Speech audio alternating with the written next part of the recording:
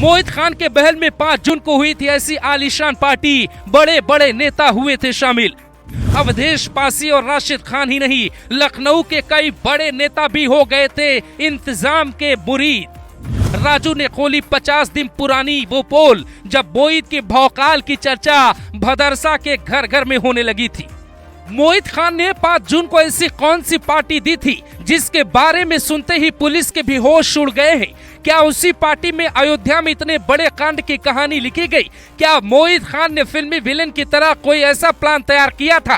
क्या वो पुरानी फिल्मों की तरह कोई सेटिंग बाज था जो बड़े नेताओं के बड़े इंतजाम करता था? ये सारे सवाल उस पार्टी की कहानी सामने आने के बाद उठ रहे।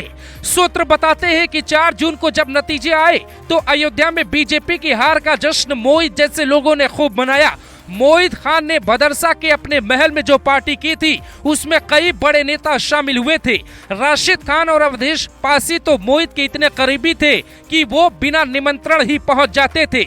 लखनऊ से भी कई बड़े नेताओं के मोहित खान की पार्टी में पहुंचने की खबर निकल के सामने आ रही। मोहित भले ही लखनऊ के ज्यादातर नेताओं को नहीं जानता, लेकिन उसका सबसे बड़ा हमदर्द राशिद खान सफाई तक ऐसी पकड़ रखता है कि अखिलेश यादव के पास आधी रात को भी फोन कर सकता है। अयोध्या की जीत वाकई सपा के लिए बड़ी थी, इसीलिए पार्टी वाली बात से इनकार नहीं किया जा सकता। लेकिन यहाँ समझने वाली बात यह है कि क्या इस पार्टी में कुछ ऐसा हुआ था जिसने मोहित के दिमाग में नाबालिग को निशाना बनाने वाली बात भर दी? मोहित के पड़ोसी बताते हैं उम्र के हिसाब से तो इलाके के लड़के और लड़कियां उसे मोहित चाचा कहते थे और वो किसी के सामने कभी कोई गलत हरकत भी नहीं करता था, लेकिन बेकरी में अक्सर लोगों को बुलाता रहता था जिसमें लड़के लड़कियां सब होती थी। गांव की दुकान में भी ऐसे भी लोगों का आना जाना लगा रहता था, पर कौन मोहित की तरह महापापी निकलेगा कौन जानता था। मोहित ने उस पार्टी में शराब शबाब सबका इंतजाम किया था, ऐसी भी खबरें वहां चर्चा में चल रही है। उस पार्टी में किसी बात को लेकर ऐसी बहस हुई कि मोहित के दिमाग में खुराफात घूमने लगा। ये सोचने लगा कि अब तो अखिलेश यादव ने अवधेश प्रसाद को अयोध्या का राजा भी बता दिया और राजा अपना आदमी है, तो फिर डर किस बात का। पर कहते हैं इस लोकतंत्र में प्रजा को पैरों के तले रौंदने की सोच रखने वाले एक न एक दिन सलाखों के पीछे जरूर हो जाते।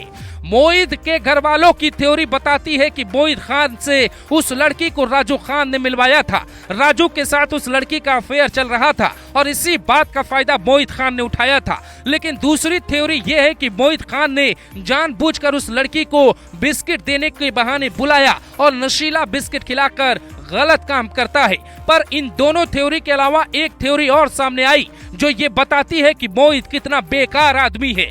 अयोध्या केस की नई थ्योरी ने सबके होश उड़ा दिए।